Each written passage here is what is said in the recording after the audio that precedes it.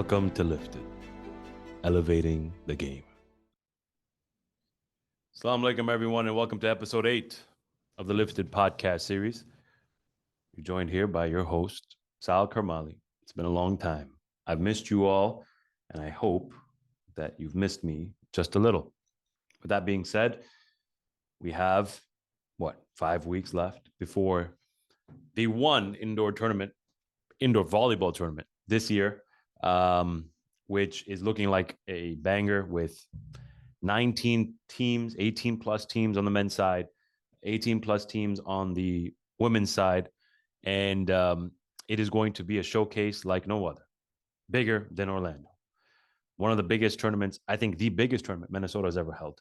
And I think it's going to be a doozy with that. We are also starting with the media.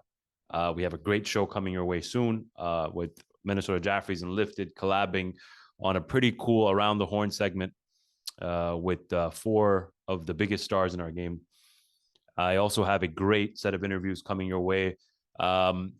This one's a solo act to start off, just to kind of set the background and the narrative and kind of let you guys in on what's going to happen or what we're looking forward to in the next few weeks and in October.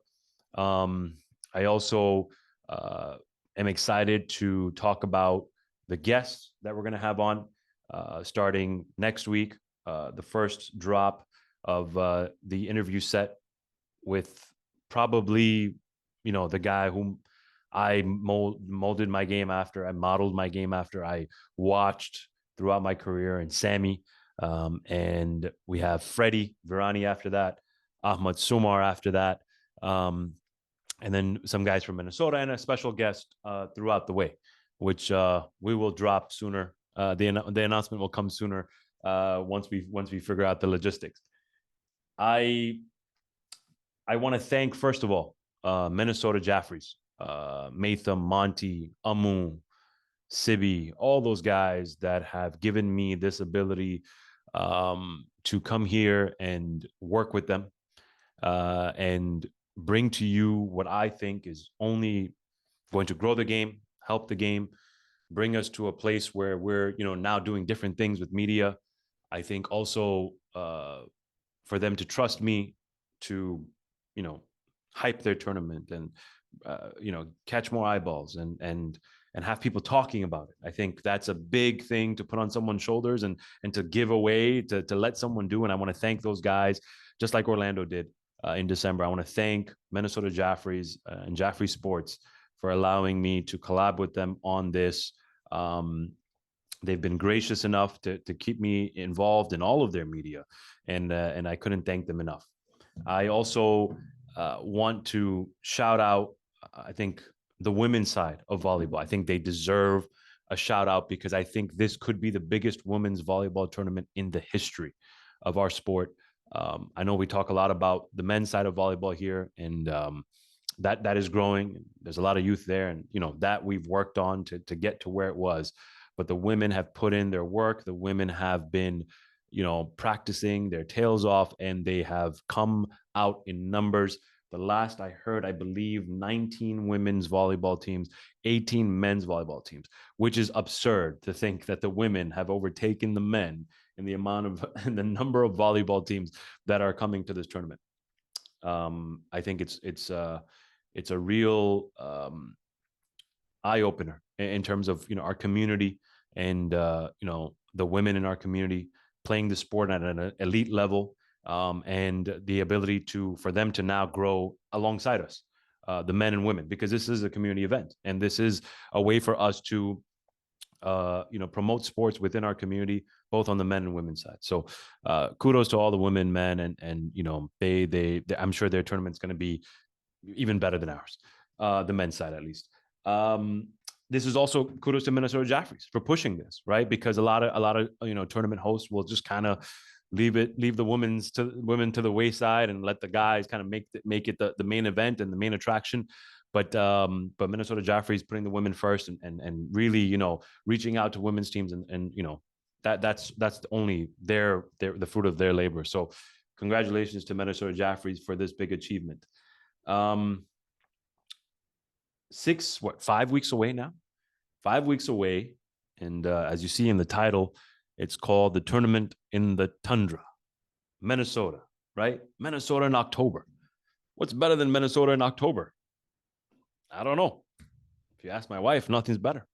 So Minnesota in October is going to be fun. It's going to be cold. It's going to be exciting.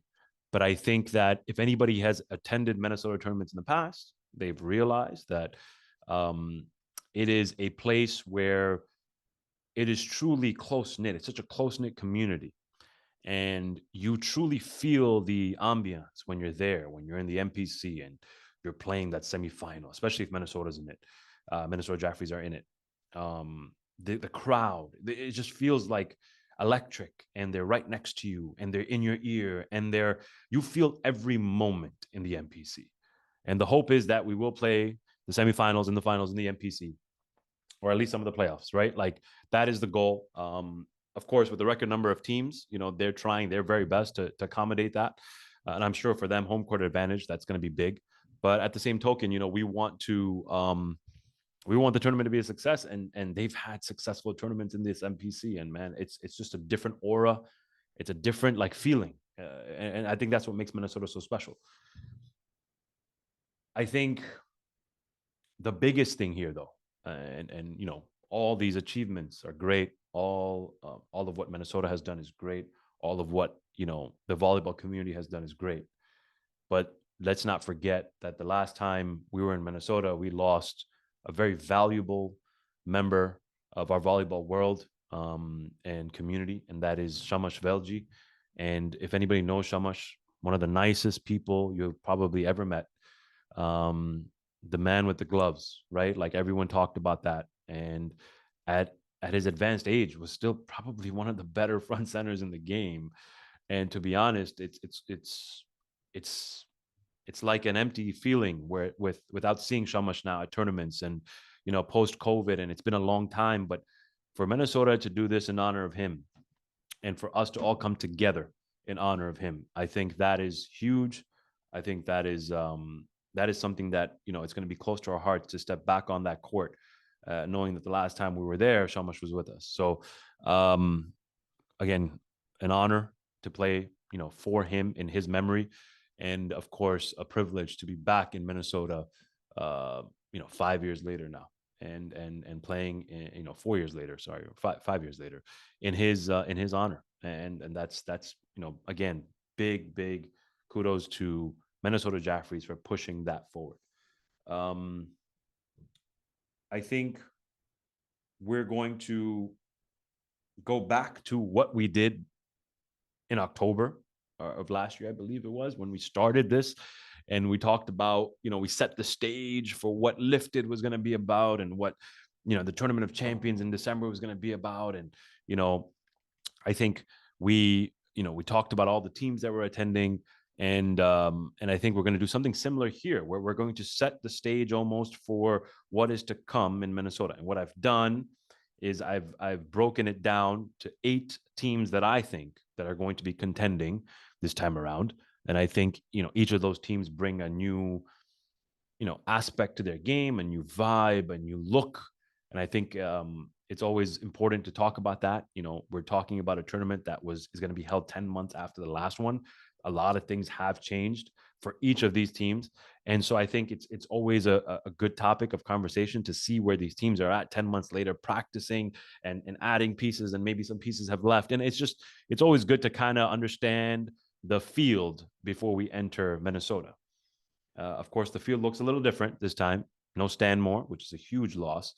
I think the hope was, that they would make it. Understandably, they have Dubai coming up in December. So, it's tough for them to travel across, and we're going to miss them for sure, because, they were champions just last year. And at the same time, we're going to miss Jaffrey's. I think Jaffrey's not being there as well. Big miss. And I think, we'd love to hopefully have them out in New York, and only bigger and better, right? In New York, right? As you can see back there, New York or nowhere. With that being said, let's talk about the landscape. Teams losing, teams gaining. in talent, teams shifting in what maybe their mentalities are. We saw at the last tournament with teams kind of diversifying and figuring out ways to strategize and win and be different. And we're going to get into all that shortly. I'm going to highlight 8 teams that I think are contenders, and we'll start with number 8. And I guess you can say it's a power ranking, right? Because I think I'm going to go based off of last tournament and what I think is going to happen this tournament. But at number 8 is Allentown Challengers. Yeah, you heard me right. Allentown Challengers, which means what? That they're back. Allentown Challengers. The last time we saw Allentown Challengers was probably 2016 in New York. I can't remember after that if there was a time that we actually saw Challenger uniforms. I could be wrong, but if you look at it, they've come as United, Allentown United, for the majority of the tournaments ever since. And so just hear the name Allentown Challengers, to see that AC and the green and white and the checkers and all that jazz, man. It's just like, it's almost nostalgic, but it's also going to be a new wave of talent. And as we'll get into more with my next and my first guest, Sammy, the next week, we will see the coming of a new age for Allentown Challengers. The last time, if you noticed, in December, Allentown had come with 2 teams. The first team being the veterans, and Ahmad Sumar and Sammy and Banji and Hussein Kalfan and Arif Sunasra. And the second team was a team of youth that were led by Taha Kermali and Abbas Kaku and Mehdi Hasnali and all that stuff. And those kids, they did some good stuff, man. I mean, they had some upsets along the way. They played really well, but at the end of it all, you saw growth, you saw talent, you saw ability.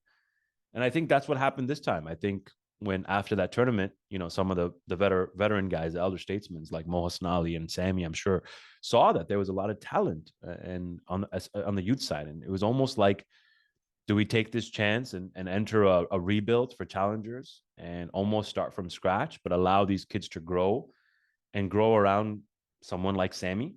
And they took the plunge. And you know what? I heard they have like 16 members, 16 young guys, ready to play and looking to play and working to play around Sammy and kind of growing with him. Sammy is 47 now. And so, his window is slowly closing. And I think this is his, last run at maybe making or creating something really special here, and almost a rebirth for Allentown Challengers. They have loads of youth, loads of talent.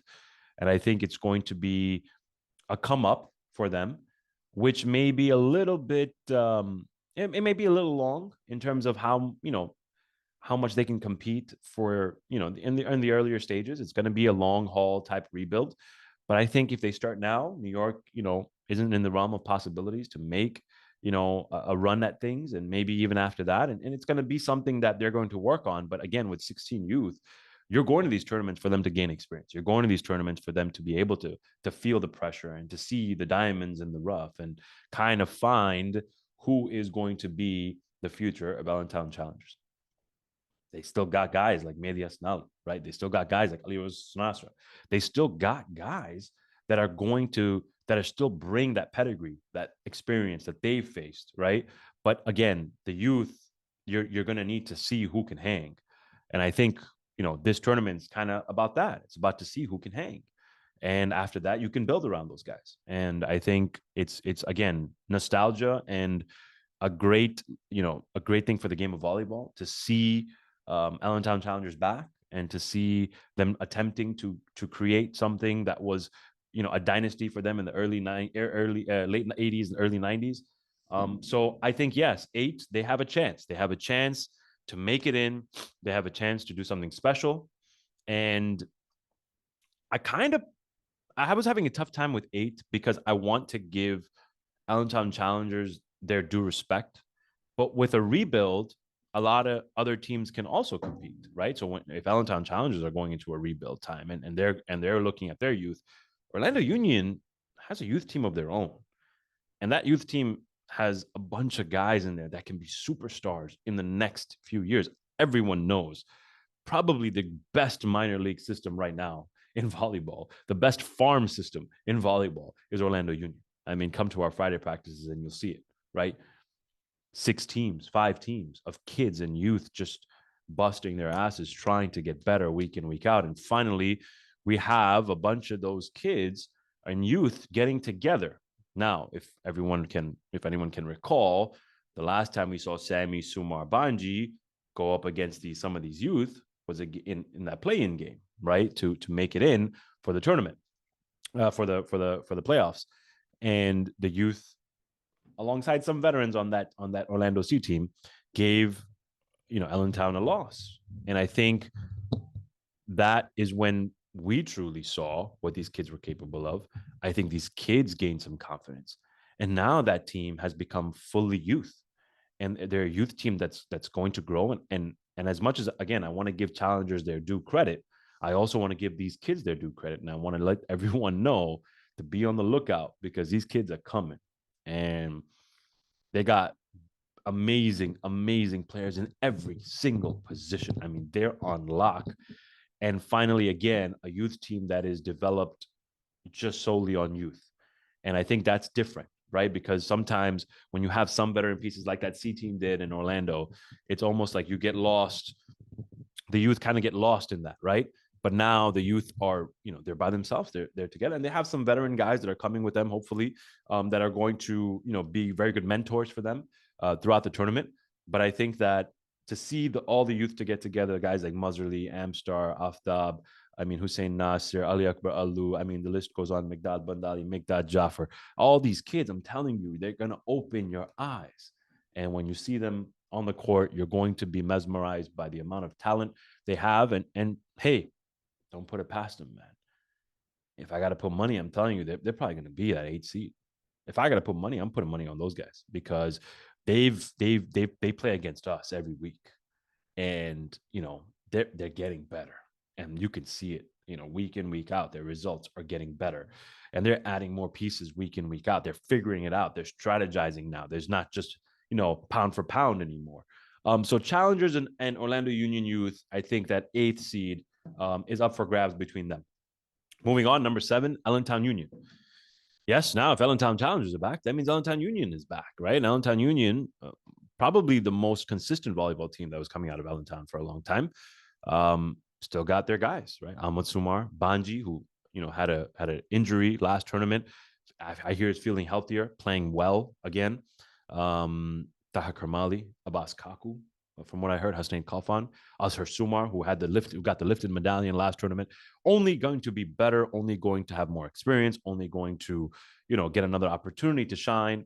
And I'm hearing Tahar Karmali has taken over the captainship, and he's going to be the main center moving into this tournament. And I think they're building this team around him. So I think everyone is slowly starting to almost, understand that, look, if we're going to get farther, and especially, in Allentown, where they have some veterans that can still hang, you got to incorporate some of these youth. And for Taha Karmali, after that youth team had kind of split up, he went back to Allentown Union, and now they're figuring it out. And so I think it's only going to be up from here. I mean, that's the goal. And I think that for the 7th seed, they can definitely make it in. I think Allentown Union, what they possess different than Allentown Challengers, is that veteran leadership, is that ability to, for these veterans that have been there already, to be able for them to guide the youth. Even their youth are a little more experienced than the Challenger youth. So I think the Challenger youth are going to take a couple of tournaments to kind of gain that experience. Talent-wise, quite similar, the two teams. But I think experience here trumps the other team. And that's where Allentown Union takes maybe the 7th spot instead of the 8th, because of the fact that they have a little bit more experience on their side. I think Allentown Union has the ability to always be a team that can upset anybody. And if they can just figure out, their pieces and their formation, and, again, a 3-day tournament, not easy anymore on some of those guys' legs. We saw at this time, I think, a 3-day tournament, it took a toll on some guys. And I think that with Banji being healthy again, and Sumar not having to play a hard role where he has to be the main center of attraction, or, and Sammy again also for challengers, right? Like I think all these youth around them are going to help them, create longevity in their career. So I think we're only going to see the best version of these guys moving forward. Number 6, Toronto North. Toronto North, I think from the last tournament they've had so many changes, right? I'm sure. And we'll get into some of the guys that left North that went to United Stars, but we're looking at a team that is going to look, I'm sure, very different. I don't know their full roster, but I do know that Fayaz and Abbas are working to bring, something that's going to be super competitive. I think they're always a team that's competitive, but I think also now playing for Shamash, playing for one of their own, and the return of Jamil uh, was one of the biggest pieces for North, and we haven't seen him since pre-pandemic. So I think Jamil coming back into the fold, huge get, right? I think Fayaz playing, some of the best volleyball in his career. If you watched any of the Illum videos, the CIG videos, Abbas Kimji playing very well still at his age, and still pounding the ball at a very elite level. I mean, you got a lot of guys here that can still play the game at a very high level. And you add a few pieces, and you get maybe Zishan Banji back, and you get a lot of guys that are like retro North guys. Anything can happen. We've seen North make runs that are, unprecedented, and nobody ever thought they were coming, and it almost took everyone by surprise. And so North is one of those teams, man. They're always just going to be in it. Every single time they're going to be in it, and they're going to make a run for it. And I think that that's the biggest thing, is that you can never count them out. And it's almost one of those things where you see a team across you, and maybe you think that they may have either aged out or going through a rebuild, or North is one of those teams that they never look that way. I think at some point also there's a level of respect given to North for their pedigree, for their championship pedigree, for their ability to always be in it till the end. And that respect, for me at least, and I think for a lot of the guys that have played for a long time, will always be there, because I think North is one of those teams that if you sleep on them, they're going to catch you. So stay awake, brother, because they're coming, right? They're coming. Number 5, Vancity. And, it took me a long time to kind of figure out where to put Vancity. When it came between that 4th spot. And we talk about it in the show, the Around the Horn show. And it's almost like there are a lot of up and coming teams. There are a lot of teams that are in, there's 3 stages, right? There's the rebuild stage. There's the mid stage where your rebuild is almost complete and you're competing. And then there's the championship stage, the contending stage, the stage where now you're going for the run. And I've been through all these stages with New York Union.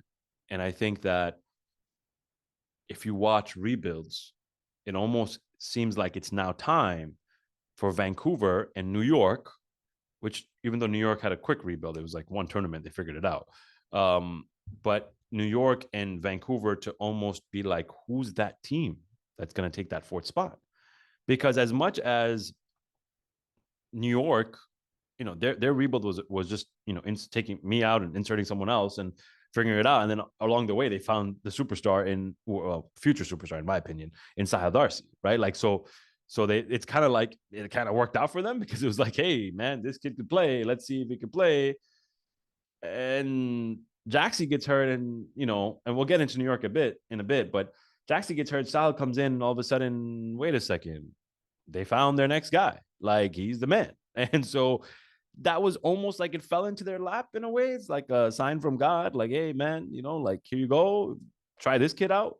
But I also think Vancouver has something up their sleeve that a lot of people, and I can't really get into details about that part, but I think they've figured out a ways to almost, now that they've got their pieces, not that they've figured out their core, it's almost now about strategy, because talent-wise, I think, they showcased that this tournament, they can hang with everybody. They won some great games. They kept it close in a lot of games. But then all of a sudden, it's like they never really got to strategize what they had the ability to do against an opponent. It's almost like when you're rebuilding and you're figuring out your core, you're just kind of trying to strategize against the opponent. This time, I think people might be strategizing against them. And it's different, right? It's a different feeling. It's a different type of pressure. It's almost like they know that they have the talent. Now they can figure out what they're going to do with it. Both sides. I think from Vancouver's perspective, back-to-back quarterfinal losses that were really tough on them, I think. Not their best showing in the playoff last year, where United Stars really put it to them. And I think for them, it's almost like it's time to make that turn now, because it's 10 months later.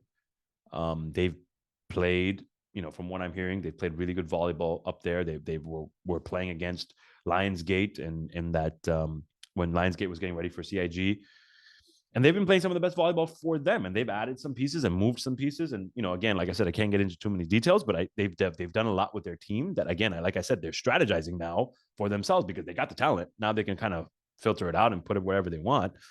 But you look at Vancouver and you go, it's now or never, really, right? Like they make the jump now, or it's kind of like, hey man, you're stuck in the same spot for now 3-4 tournaments, and can they make that jump?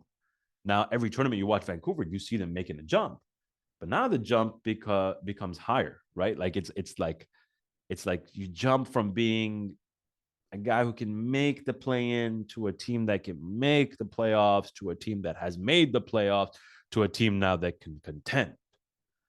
Those small leaps, those small, I guess you can say, hops along the way. They're not this big leap that you're about to take into the quarterfinal, into the semifinal. You're now entering a tier that is above everyone else. The top four is a tier of its own. And that tier almost becomes uncharted territory for a lot of these rebuild teams. A lot of these teams are in their final phases of their rebuild. And you'll see Mokaku talk about this in his when we have the Around the Horn segment, and he talks about the rebuild and he talks about how far along they've come. But at the same time, you can come as far as you want, but if you're not there at the end and you haven't proved it and you aren't winning big games at this point of your rebuild, there's a piece missing there, or there's something going on there that now Vancouver needs to take that step. Now again, maybe there's a bias in me for not putting Vancouver fourth and I put them fifth because I'm putting New York fourth. But I truly also believe New York is not as much advanced in their stage of their rebuild as per, for talent wise. I think New York just has more experience because I've been in those trenches with these guys, right? These are the same guys that we were just in the finals with in 2019, right? Like Bode, Jaxi, Shane, Yasser. Like we've done this before. Vancouver hasn't. So I got to give the edge, just like how I did for Allentown Union, Allentown Challengers, where experience breaks the tie. In this case, I think experience breaks the tie. I think the experience that is coming along with New York, trumps that of Vancouver's. Now, can Vancouver be that fourth team? Very easily, very, very easily. They have all the talent in the world. It's again playing in those pressure games, winning that first quarterfinal, right? Like that's another leap. You got to look at the last tournament. They played very well in the round robin, but their quarterfinal game was almost like they shot the bed there. And for New York Union, it was like they played against Stanmore, the defending champions, and won a game with an injured player. Like, come on, so like you got to look at all these things. Am I rooting for Vancouver? Hell yeah. Everyone knows that I am. But I think it's going to be those guys, right? 4-5. It's going to be a toss up. And I think right now the edge goes to New York, but Vancouver can easily be in the semifinal. Number 4, New York. I mean, New York, man. It is truly, we will understand if their quick turnaround and their quick rebuild and the new captainship. I believe KP, Khalid Mohammed, is their new captain. Bode is their chairman. Bode, the elder statesman, the man who has, again, like I said, so much given to New York Union by that person, and he deserves all the credit Bode does for the innovation, the ability to keep the team together. Shane, like these guys are just staples. And I think that they make the team. they make or break the team. Those two guys, in my opinion, make or break New York Union. And I think New York Union, I so badly want New York Union to be in the semifinal, but I also need to be real and realistically, it's now a true test. Last tournament, people thought that they might have been in a rebuild, a rebuild that was going to start a long, little run at trying to slowly add pieces to their team. But what they showed was they had the pieces, and now they're just trying to figure it out. And so they found the diamond in the diamond stud in Sahil Darcy, but at the same time they've also added Anu Unworthy Shivji from Orlando Union. They didn't have a B team. He's going to go play for New York. He adds something that New York has actually been lacking for a very long time. And if you watch the last tournament, you'll notice that I think New York's success came from finally having a full front line. I think what we lacked throughout the years was that we'd have the front right in Yasser, we'd have the front center in Shane, and we just never have a front left. It was a carousel. We'd always just put people there. Bode, Jaxie, myself. I mean, we tried everything at one point. And in the last tournament, Stanmore, that I had played with them, we had Sahil and KP, but KP wasn't 100. So, we played 4 in the front. Sometimes we tried different things, man. And the carousel was really the problem, that we couldn't find the staple. The last tournament in Orlando, they found, Sahil and Yasser. Yasser coming from Seattle came and, helped them out. And they had a front line. And so that front line allowed them to compete. They also had a great guy standing third in who won the 8th man award, I believe, or 9th man award, but 7th man award. Sorry, I don't know. One of the third line awards in Junaid Wali, who came in and helped, right, so many times when injuries happen or whatever. But if you look at this team, they finally had a front line, and now they've added Anu to that front line. Now you have a front line of Shane, Yasser, and Anu, alongside a back line of Bode, Jaxie, Sahil. KP, I believe, is there in the third. Netties wise, they're awesome. They're great. They have the best netties, some of the best netties in North America. So they're fine on that front. I think they make the run now. And if they make the run now, at least to get into the semis, it shows that, they're ready. They're ready to, they're primed to do well in New York and potentially win there and then in future tournaments. If they take a step back now and continue to be that quarterfinalist team, and let's just say Vancouver supplants them and becomes the semifinalist, then it almost looks like, okay, they're missing a few pieces, right? They're still, need to find pieces moving forward, which is not a bad thing. It's just, again, a process of the rebuild. We had a great run. We made 5 finals, 6 finals. We did a lot of special things while I was there. And, I think we were poised to potentially win in 2020 before the pandemic came in the New York tournament. But every team goes through these phases, right? They can either start from scratch again or come right back to the middle, which is where New York is, I think, right now, and then find a way to contend, which I think they're doing. So I think this is the part where New York really, truly understands where they are. They can figure out, what pieces they need, and they could potentially make it into the semifinals and make a run for it. Because if they do make the semifinals, I think in New York, they're contenders. They're contenders for that championship. I think they can win it there. But until then, it's going to be tough. It's going to be tough. And again, it just really is between those two teams, Vancouver and New York, who's going to take that 4th spot. Number 3, and I have to put them at number 3 because they got out in the semifinals, probably higher ranked in my opinion. But because of, we're going by power rankings from the last tournament, they were eliminated by Minnesota, and that's United Stars.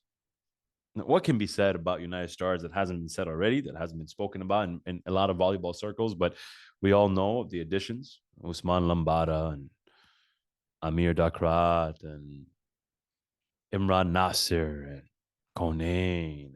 And the list goes on and on and on of the amount of talent that is on this team. And it almost was like there was a level of disappointment after Orlando, but also a level of fire and hunger. And I think Durab is ready to let everyone know that there's fire still in his eyes, and he hasn't lost it. But at the same token, I think there's a level of hunger amongst all the other people that have come on board. It's easy to add talent, but you have to have talent that feels the same way about the situation. Imran Nasser, hungry as ever, back after the longest hiatus. And again, I told you, I think he is the difference maker. He is the dog. He is the man that's going to change this team, in my honest opinion. Because all the talent in the world can be great, but you need the mentality, and he has it all. He has the mentality. He also helps them, in that front right position where, again, they've had a carousel, right? They've had 15 people play there. They've had backline players play there. And now Imran Nasser becomes that staple guy, right? And then you have, guys like Amir and guys like Usman Lambada who have tasted championships, and they in the last tournament, didn't get that far. And I feel like they're hungry. They're hungry. They feel it. They want to be back. They want to win. The last time they won was 2018 in one of our tournaments. So I think for them, they're hungry. They want to do it too. And I think now you have the perfect combination of talent, mentality, the netties, Swaggy, Raheem, Konane's back. I mean, all of that. It sounds like a perfect recipe to a championship. On paper, to me, probably the most talented team, probably one of the best teams we're ever going to see. But paper is paper, and we're going to see what happens on the court. I think, to me, they're the favorites, even though Orlando just won. I think if you add talent like that, they're automatically people are going to, put their money on them to win this tournament. But I think also a part of it is like, okay, everyone's like, let's see what you got, right? You added all this talent, but like, let's see if it can work. In my opinion, I think it's going to work. I've seen it work. I went to their practice. That it was amazing. It was amazing to see Thurab and Lambada and that whole that dynamic. It was amazing to see. But at the same time, it wasn't tournament pressure. It wasn't a situation where we would have to see where they truly come out, because I think in Orlando, when against Minnesota, we saw times where they were fumbling. They didn't know what to do. They didn't know where to put their talent. And now it's going to be a big benchmark to kind of pass and see if they can really be contenders again and really go for that championship. Because with this team, it's all or nothing, right? It's like you're not happy with the final. You're not happy with the semifinal. You're not happy with any of that. You're going to win. You have all the chips on deck. You're going to win. And the windows are closing for some of these guys. They're trying to capture as many titles as they can. So it's going to be interesting, man. I think all the eyeballs this time, everyone knows it's going to be on United Stars. And I mean, who wouldn't want to watch that, right? Who wouldn't want to watch all that talent on one side of the court? I mean, that's beautiful to see. Minnesota's also been very, very good to Imran Nasser, right? He's done some crazy things there. It's been good to Thurab in a way, right? He had some crazy upsets there. So it's going to be fun. It's going to be fun. The last time Lambada did come there, we weren't able to see him fully because North did back out of the tournament after Shamash had passed away. But in respect of that, so I think it'd be nice to see Lambada back there. So a lot of cool things to watch for United Stars. But again, I think we're going to be in awe of what we're about to witness. Maybe again, the greatest 1-2 punch we're ever going to see. Number two, you got to give it to Minnesota. I mean, finalists the last tournament, finalists the tournament before that, in their home court, at the MPC, potentially, like in their hometown, at the final stage of, when I talked about the 3 stages, they're at stage number 3. They're contending. And now they got to win. And I liken Minnesota very much to New York because, and I always compare the two during my run in New York and my tenure with the guys there and what we did. We started very much like Minnesota. We didn't have much talent in terms of, we had to figure it out. We had to manufacture it. We did. A lot of guys came up, showed up, learned the hard way, earned their stripes, just like Minnesota. Found ways onto the team, strategized. We figured it out. We had the Z factor. We had Safe. We had Shane. We had all that. And Minnesota does same thing. They figured it out. They strategized. They played the V. They played several positions. They have 4 in the front. They have, again, diversity we talk about, right? Iraqi, Irani. They have all of it, brother. Like, they got it all. And I think for them, individual talent, it's at its peak. I think Imran Velji is still one of the best centers in the game, right? Witness that. Matha Mehdi coming into his own, going to be one of the best centers in the game. Monty, the best netty technically right now in the game, technically, right? He just won best netty. Lifting to a V, lifting dead balls to a V. I mean, all these things, and of course, the best defensive player that went to Irfan Kassam, but even Mo Batouche, right, deserved all that, right? Nick Num in the back center and all that stuff. Like, it's just, I've been to their practices too, and these kids are better than they've ever been. You know, I'm watching Nick Num in the back center now, like, okay, this guy got a flight all of a sudden, because it's like they can float the ball, they figured it out. Their confidence is sky high, and they've known they've done it now. And someone put it best recently, and you'll see it. Edmonton was, some people could have said a fluke. It was a fluke, maybe, right? Some people said that. You know, oh, they got there because of their road and blah, blah, blah. Orlando wasn't a fluke. Orlando, they busted their asses. They weren't about to make it. They lost to the Allentown youth team and found a way to the finals and had to beat Stars in the semifinals. Like, brother, you got to give credit when credit's due. This team is ready and poised. But the thing I'm scared of, and the thing that I've always been scared of, is that as much as I compare them to New York, we couldn't win. We had several opportunities. We had won games and almost thought we had it. We were a couple of points away and almost thought we had it. And it just slipped out of our fingers every single time. And you hope that for Minnesota, it doesn't become that way. You hope that for Minnesota, it is up and up, and it is, I think it's the time for Minnesota now to finally put the ribbon on and win their tournament. Because if it doesn't happen now, it's going to be really tough. I'll be honest with you, every other team is getting better. Every other team is striving. Every other team is going for greatness. Every other team is not letting down. It's not like, you know, it's the end of eras. You know, it's just the beginning of some, like United Stars, like Orlando. You know, we're trying to be a dynasty. So Minnesota, you got to take your chance now if you got it and win. Because if you don't, you know, it may only get harder. It may only get harder. And as much as you guys are obviously Minnesota is getting better as we go along, if every other team is getting better, it's going to be difficult, man. It's going to be really difficult. So I think this is the time. This is when Minnesota is poised, I think, to win their first tournament since 2010 when they won at home. And they shocked everyone then. I think they can shock everyone now. I think they have all the talent in the world. And they got the crowd. So home court advantage, man. Last one, number one, Orlando Union. Defending champs, going for back-to-back, winning away from Orlando. A lot of question marks, right? Can they go back-to-back? Is it going to be easy with all the talent, with all the people coming on, with all the new players on each team and all the teams getting stronger and better and winning away from home and, you know, not winning a trophy for 6 years and winning one, but it was at home. Like, so many question marks about what can Orlando do in terms of winning, but no question marks on what Orlando can do on the court, because that was proven. That was proven that they are the top. They are at the top. They are the ones being chased. And I think that there was a hunger in December, and I was scared that hunger would kind of die out because we won. But I think as time progresses and we see the formations of teams that are getting stronger and better, the hunger is almost coming back, right? It's almost like, whoa. You know, winning at home was cool. Winning that tournament was fine, but we want to win another, and we want to win another, and we want to win another, and we want to win. It's almost like LeBron, right? And another, and we want to win, and we want to win away from home. I think that's the biggest mark of a dynasty, a biggest mark of a great elite team is winning away from your hometown. And I think we have all the pieces. I think we're adding some pieces this time, which is going to be even better because as teams are adding, we're also adding. And I also think that team was the first time that team was put together. You know, Arif Ali back, myself, Ali T. We're one tournament in. We understand our roles. We understand, you know, 10 months later, what we're supposed to do.